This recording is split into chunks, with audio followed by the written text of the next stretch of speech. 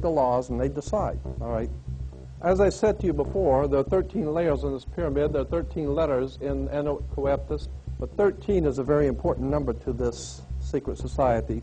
There are 13 stripes, there are 13 stars here, which make up the Star of David. The 13 berries, there are 13 leaves, 13 arrows. There are 32 feathers here and 33 feathers there. Everything is done in a sequence of 13. 13, of course, is based on, this is what we call Masonic symbolism. Freemasons designed this dollar bill. Everything is done in a sequence of 13, and again, I draw your attention to the fact that you have 13 stars here, which collectively make up the Star of David. There's a reason why. On the $1 bill at the top, you'll see this little image right here, but if you blow it up from an actual photograph, you'll see it is it's a little owl. It's a symbol of the Bohemian Society. The Bohemian Society meets in California on the last 2 weeks of July of every year. I have pictures showing all of the presidents, all of the living presidents, excluding the new one, but all of the living presidents at the Bohemian Grove in Northern California, and they're all wearing red and black Ku Klux Klan dress type of regalia, like the Ku Klux Klanners, with the pointed headdress and everything. And, I mean, that's quite a sight to see presidents dressed like Ku Klux Klan members, right? And they're standing in front of a big open pit of fire, and behind them is about a 20 to 25-foot owl behind them. And the article in Elm magazine and Time magazine, I've got 2 or 3 different magazines showing basically the same pictures.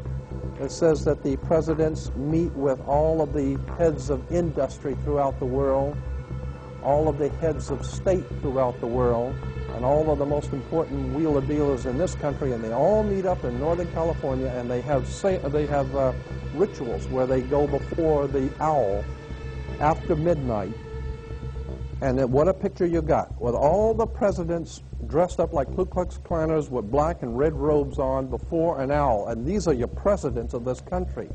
And the reason why they chose the owl is because the owl is a symbol used in Europe by secret societies, because the owl is wise, because it sees things in the dark. And the implication is, of course, that's why they're where they are, because they're very brilliant and they know things that you don't know.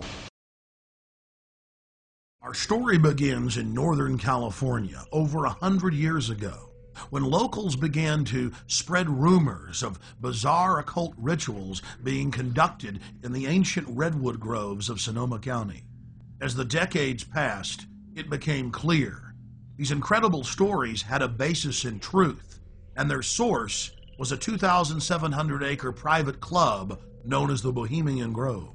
Then, in a time period between the mid-1970s and the early 1990s, scores of reporters attempted to infiltrate the Grove.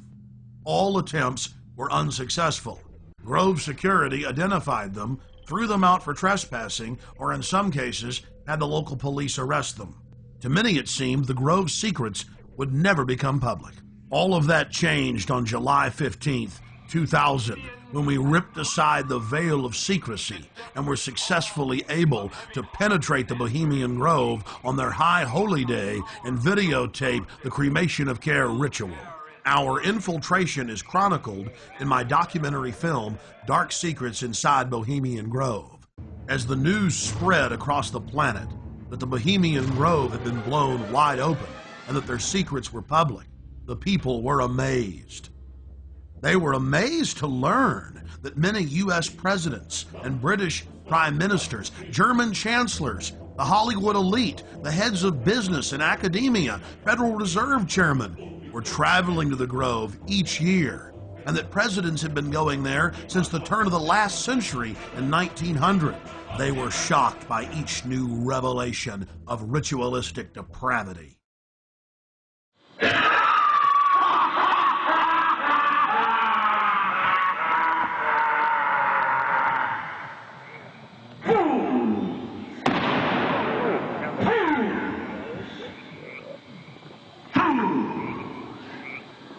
When will you learn? Wow. Let's and all mortal wisdom. Owl of Bohemia, we beseech thee, grant us thy counsel.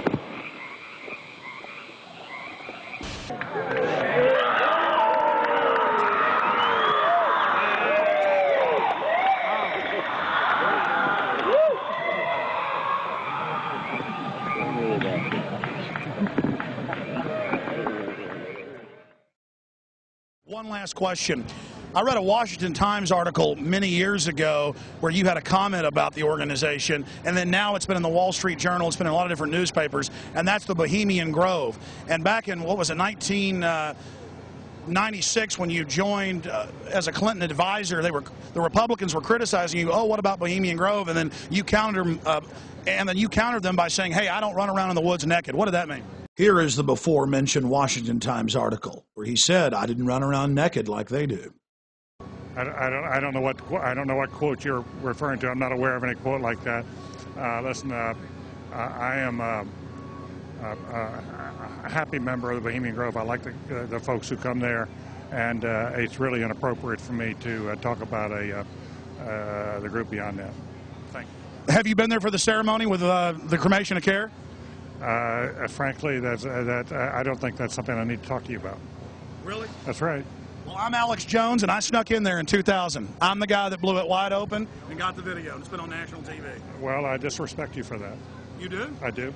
But it's a lot of big public officials going in there. Don't we deserve to know? I don't know anything about you, and I don't know anything about your film. But if you go in there with an understanding, you violated that understanding by releasing that film, and I don't respect you for that.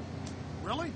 But we have public officials. I'm sorry. You took an understanding when you went in there that you would not do that film. And did you have an understanding when you went in there? No. Did you crash it?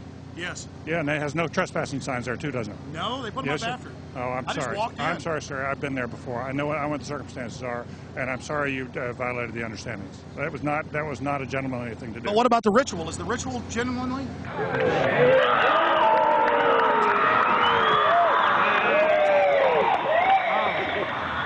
Sir, everything. I don't owe you this comment. I know. I appreciate it. This is what's called ambush journalism, and I disrespect you for that as well. So thank you and goodbye. Been in the ritual? That's none of your damn business. Oh, that's right. Listen. You go around and make understandings with people and violate them. You ambush people on the streets, and that's inappropriate form of journalism. If you wish to practice that, that's fine, but don't ask others to respect you for it. If you want to, you can do. You're a free American, like anything you want. If you want to be uncivil and rude and ungentlemanly, that's up to you. But don't expect the rest of us to say, "Oh, well, you're there, Mr. Gergen." I'm sorry, nobody sets policy in there. We try to be gentlemen, and obviously, you don't belong there. Weaving spiders come out here. Yeah, that is a three-pointer. Woo! Look how strangely he behaved when we brought it up. Why is he acting so secretive?